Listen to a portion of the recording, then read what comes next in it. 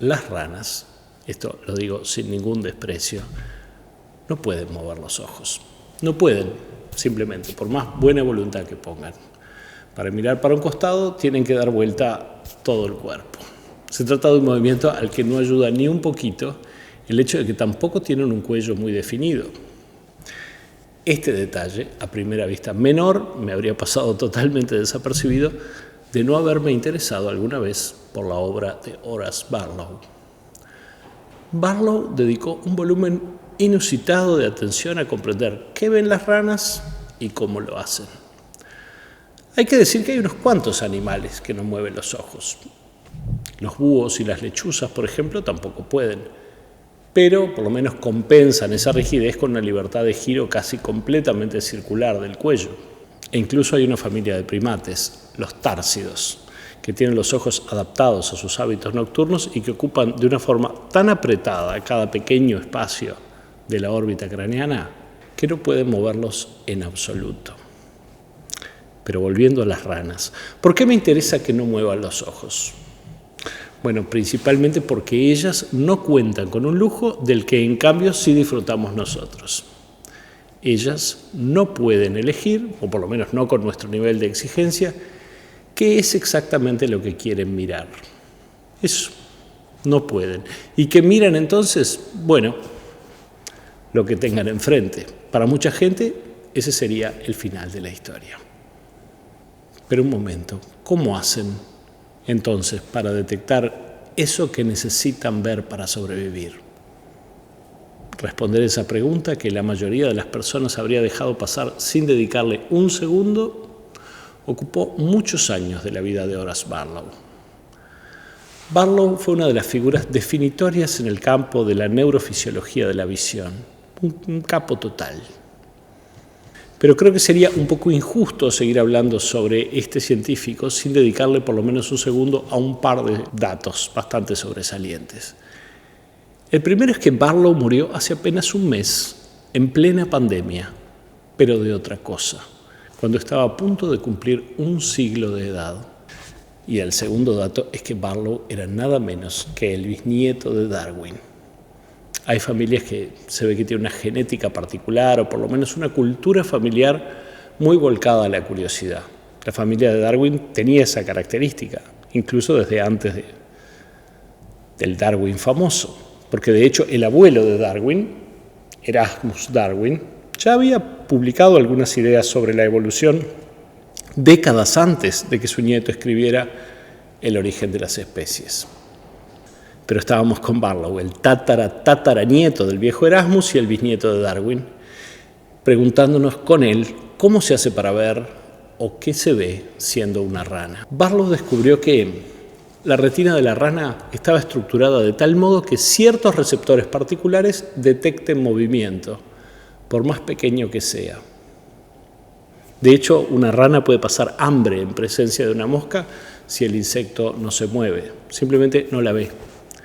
Esos detectores de movimiento están adaptados para identificar el comportamiento típico de una mosca, no reconocerla por la forma.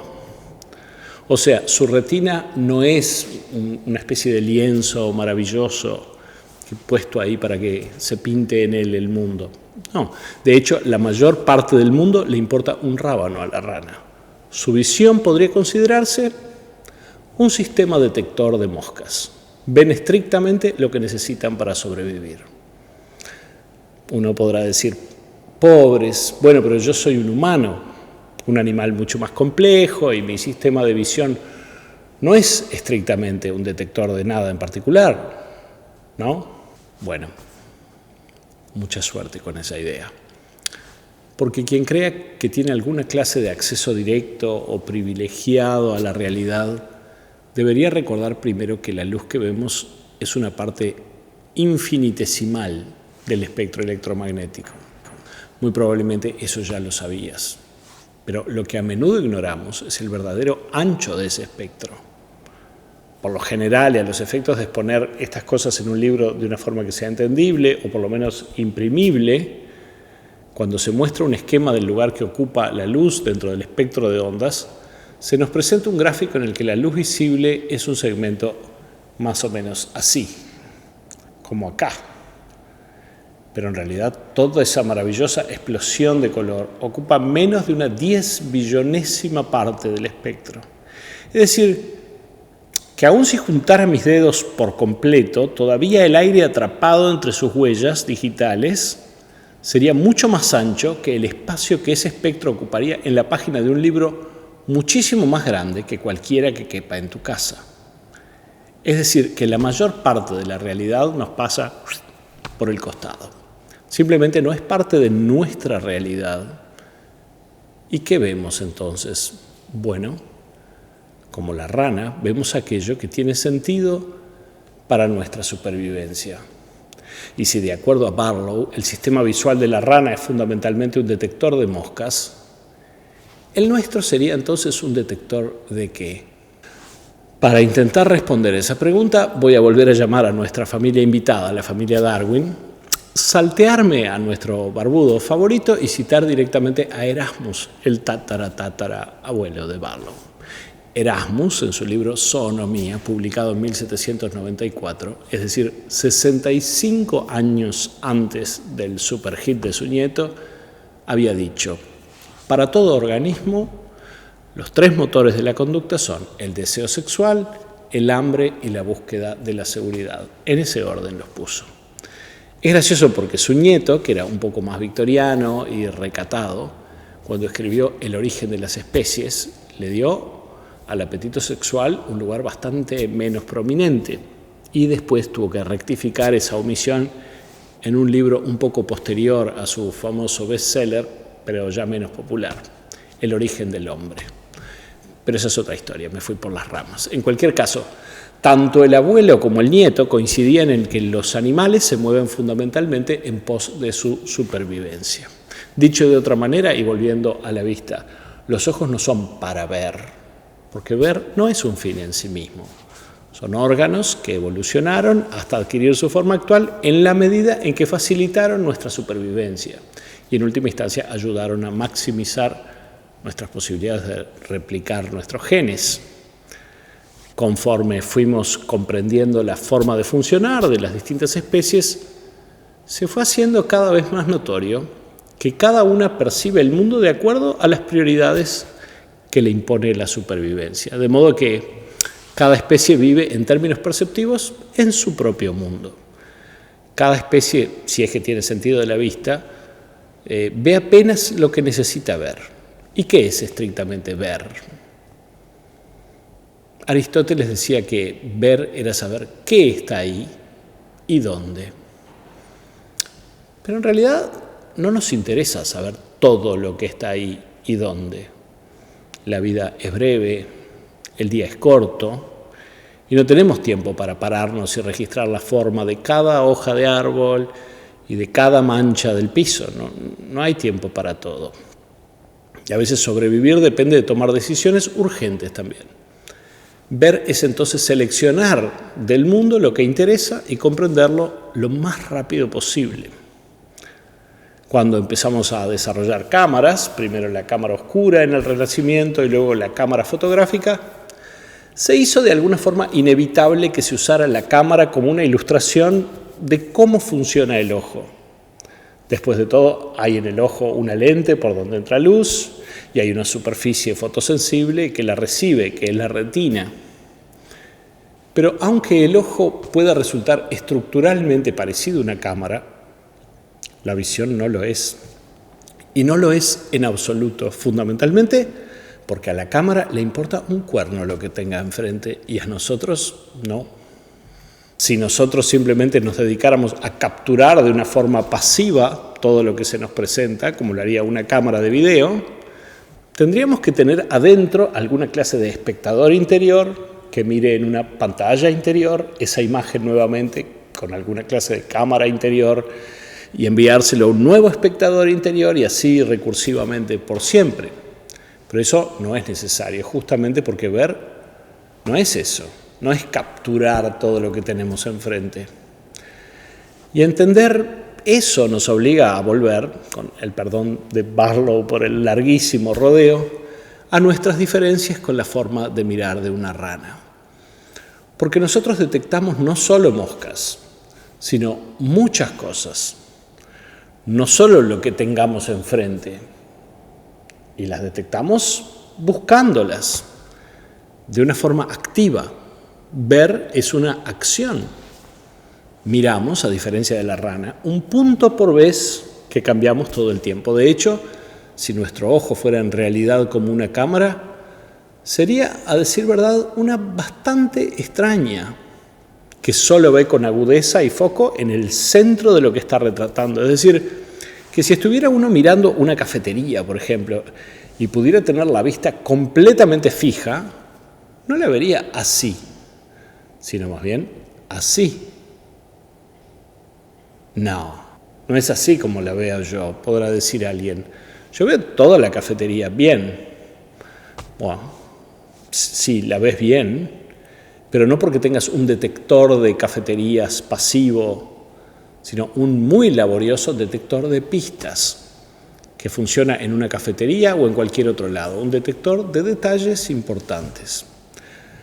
De los 270 grados de superficie fotosensible que hay en el ojo, solo un puntito de menos de 2 grados ve con agudeza. Este puntito de acá, la fóvea. Y para hacernos un mapa de la cafetería, recorremos continuamente la escena con la fóvea, pero no prestando atención a todo por igual. Buscamos rasgos, bordes, cosas en movimiento, peligros, incentivos, muchas cosas distintas. Nuestros ojos se mueven unas 3 o 4 veces por segundo, aun cuando no tengamos conciencia de ese movimiento. Y con lo que la fóvea retrató en forma cristalina hace 1 milisegundo y antes de eso otro milisegundo, mirando para otro lado, componemos como podemos en nuestro cerebro una especie de collage, un mapa, que es inestable, es hipotético, y que registramos no de un modo preciso como lo haría una cámara, sino apenas como un resumen bastante vago de rasgos. Por eso cuando un individuo recuerda una escena en forma más literal de lo habitual, decimos que tiene una memoria fotográfica, porque la memoria de los demás, la de los humanos de a pie, no se parece en verdad a una foto, sino más bien a un bloc de apuntes, a un testimonio o a una anécdota. Y ese bloc de apuntes se realiza con mayor ahorro de trabajo cuando buscamos ciertas pistas en particular y no tratamos de apresar simplemente todo. Nuestras fobias hacen una recorrida que sigue ciertas prioridades. Por eso, por ejemplo, cuando usamos un programa de traqueo de movimientos para estudiar el recorrido que siguen los ojos al mirar una cara, por ejemplo, lo que vemos es que pasan de largo de un mentón o una mejilla y en cambio revolotean con insistencia en torno a los ojos y la boca, porque allí están las pistas de lo que le ocurre al otro, de lo que tiene para decir. Esas estrategias para priorizar lo importante solo se hacen notorias cuando por alguna razón no están funcionando. Si le estamos hablando a una persona y nos mira repetidamente el hombro en vez de la cara, le preguntamos, ¿qué tengo? Porque no solo sabemos buscar lo esencial en la escena, sino además damos por asumido que los demás también, y que si se detienen en algo es porque importa. Hay que decir que por más que nuestro sistema visual sea realmente maravilloso, está muy lejos de ser perfecto, entre otras cosas porque no fue diseñado por un ingeniero, como lo sería una cámara, sino es el resultado de muchas adaptaciones sucesivas y a veces un poco contradictorias, que revelan una completa ausencia de diseño. Por ejemplo, los vasos sanguíneos que irrigan la retina, en vez de ocultarse detrás de su superficie sensible, pasan exactamente por delante, lo que nos obliga a ver el mundo desde atrás de una incómoda alambrada de venas y vasos capilares, una especie de arbusto que nuestro cerebro debe borrar a cada instante con una especie de Photoshop interior para que veamos la realidad en vez de nuestro mapa vascular. Y mucho peor aún, muy cerca de nuestras fobias se encuentra el nervio óptico, ocupando una zona a la que llamamos punto ciego, No porque allí veamos un poco mal, sino porque en ese punto no vemos nada en absoluto, lo que nuevamente nos obliga a copiar y pegar información, a veces inventando de forma muy cruda lo que suponemos que habría allí. Es decir, ver es también inventar un poco. Construir esa imagen interior llena de parches, parcialmente inventada, es una tarea titánica que llevamos a cabo sin pensar. Tan sin pensar que sentimos que ver es un acto pasivo que se realiza con solo abrir los ojos. Y solo notamos lo complejo que es cuando funciona mal. Del mismo modo en que uno no piensa en el diseño de la silla en la que está sentado hasta que alguna de sus partes nos molesta. Uno solo descubre la complejidad casi milagrosa de la percepción visual cuando se encuentra con alguien a quien alguno de sus mecanismos le funciona mal. Un caso paradigmático que nos presenta en qué medida la representación de los objetos se construye a lo largo de un proceso es el de los pacientes que sufren heminegligencia espacial. Se trata de un trastorno neurológico que en general se relaciona a accidentes cerebrovasculares y que ocasiona en el paciente una incapacidad para representar cabalmente uno de los lados de cada objeto que se les presenta. Cuando uno les pide que dibujen un reloj, estas personas tienden a colocar todos los números de un solo lado. Y si intentan representar una casa, la dibujan incompleta. O incluso al retratar una cara, dejan uno de sus costados irresuelto o en blanco. Lo que de alguna manera demuestra que cada elemento es representado en su cabeza como una entidad separada y no como parte de un cuadro fotográfico. Porque de otro modo, si lo que les fallara fuera un costado del campo visual, podrían situar a la persona que quieren retratar en el costado bueno y así la retratarían completa. Pero no es ese el caso. Lo que están impedidos es de reconstruir es el costado derecho o izquierdo de cada cosa. Lo que manifiesta que elucidar cada objeto es una tarea distinta a simplemente capturarlo dentro de un entorno. Ni ellos ni nosotros vemos simplemente un cuadro visual. Identificamos cosas que nos importan una por una. Y completamos lo que vemos no solo retocándolo en nuestra cabeza, sino uniendo partes, a veces aisladas, para lograr que lo que vemos tenga sentido. Muy poca gente ve estos tres círculos sin inferir que entre ellos también se forma un triángulo. Damos ese triángulo por tácito. De hecho, no solo las personas lo hacen. Hay un experimento realizado por el psicólogo experimental Mario Sanforlin, en el que pollitos que han sido cuidados y alimentados en asociación constante con la figura de un triángulo, cuando ven esos tres círculos puestos en ese orden, se acercan y pían alegremente pidiendo comida. También es un triángulo para ellos. Tenemos una larga historia natural de completar lo que vemos en nuestras cabezas. Y además esa mirada no es cándida, no es una mirada virgen. Se construye en el acto repetido 1000 veces de mirar y de mirar con otros también. Tomamos nota de lo que ya vimos, vigilamos continuamente, pero esa mirada no es virgen. A partir de lo que el sujeto ya sabe, presta especial atención a todo aquello que no debería estar allí, pues toda aquella sorpresa que constituya un hecho impredecible podría ser, por definición, peligrosa. Y por otra parte, tampoco es neutra. Hay un rango de cosas que mira con especial atención. Pongamos que, por ejemplo, vamos por la selva y de pronto vemos con el rabillo del ojo que se mueve una rama. Y al verla sacudirse, nuestra primera impresión es que se trata de una pantera que está a punto de atacarnos. Miramos entonces de frente y descubrimos que se trataba de una rama movida aleatoriamente por el viento. ¿Y cuál es el costo de ese error? Bueno, casi nada. Simplemente con decir, qué cabeza la mía, siempre tan paranoico, no debería preocuparme. Pero ahora imaginemos el costo de nuestro error si hubiéramos asumido primero que se trataba de una rama movida aleatoriamente por el viento para descubrir después que se trataba de una pantera. Ese sería el último error de nuestras vidas. Por eso, como una respuesta adaptativa ante la gran disparidad de esos costos, estamos predispuestos a buscar intención en lo que vemos. Los individuos que tienden a asumir que los fenómenos que se les presentan son intencionales tienen más oportunidades de sobrevivir que los que tienden a asumirlos como aleatorios.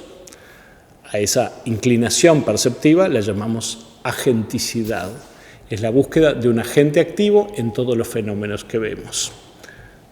Hay quien dice que en esa tendencia natural a buscar un agente activo y en una prima hermana la tendencia a asumir toda cosa parecida a algo como una manifestación de ese algo, se basa la popularidad de teorías conspirativas y explicaciones sobrenaturales. Es decir, si hay una baldosa o una tostada que parece una aparición religiosa y su presencia, por definición psicológica, no parece ser aleatoria, entonces, bueno, obviamente hay que llamar sin tardanza a la prensa, ¿no? Hay otra consecuencia de nuestra predisposición a tomar nota de lo que no debería estar allí. ¿Alguno de ustedes ha tenido, cuando está haciendo cola para pagar en el supermercado, la sensación de que siempre la cola de al lado va más rápido? ¿De qué se trata eso? ¿Será que acaso el destino está sistemáticamente en nuestra contra?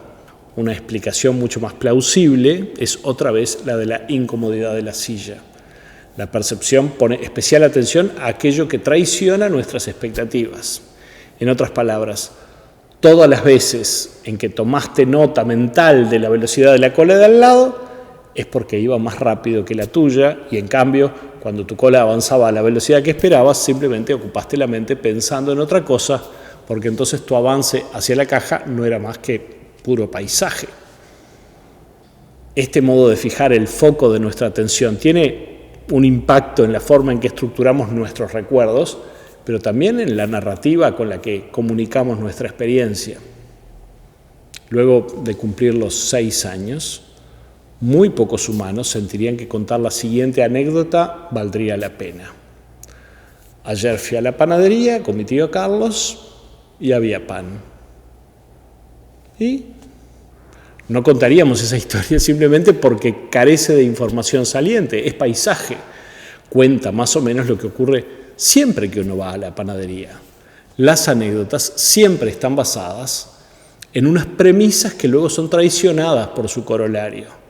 Fui a la panadería, donde, entre paréntesis, doy por asumido que habría pan, y justo la estaban asaltando. O el vendedor se puso a cantar canciones, o la panadería había desaparecido, todo lo que sea, menos había pan. Y esa estructura básica de la anécdota, a pesar de lo mucho que ayuda a encontrar excepciones a reglas generales, no contribuye especialmente a hacerse una idea de en qué medida todo sale, dentro de los muy imperfectos parámetros de nuestra especie, bastante bien. Porque en alguna medida no deja de ser relativamente increíble que todos los días, menos los lunes, en mi panadería haya pan.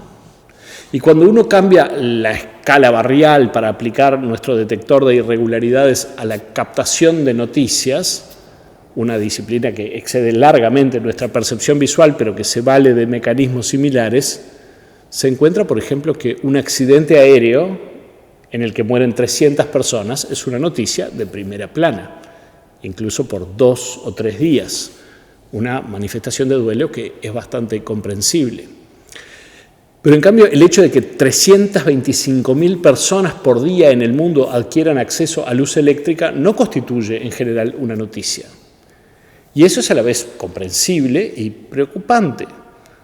Es comprensible por el valor dramático y excepcional que le demandamos a las anécdotas y preocupante porque, aunque el valor de las vidas humanas perdidas en accidentes aéreos es inconmensurable, su incidencia estadística en la marcha de los acontecimientos del mundo es minúscula.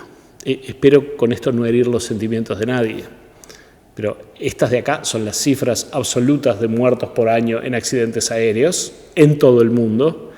En el año 2019, por ejemplo, murieron 578 personas en todo el planeta, cada una una triste pérdida, pero la cifra sumada de las 325.000 personas diarias conectadas a la luz eléctrica en un año da 118 millones de personas. Es una gran noticia que no se ve. Como la rana, que no ve una mosca hasta que no logra activar su detector de movimientos, nosotros los humanos no vemos ciertas realidades hasta que logran estimular nuestro detector de excepciones. Y vamos a premiar por su alcance dramático a las mejores excepciones. Y encontraremos argumentos profundos para alentar aquellas manifestaciones en las que se define, se denuncia y se rechaza aquello que está mal. Una conducta, por cierto, muy comprensible. Pero en nuestra apreciación de esas manifestaciones individuales del espíritu crítico, solemos olvidar que el análisis crítico de la realidad tiene dos variantes. Una es encontrar las fallas, las fisuras en el sistema, las contradicciones, e intentar movilizarse para resolver los problemas.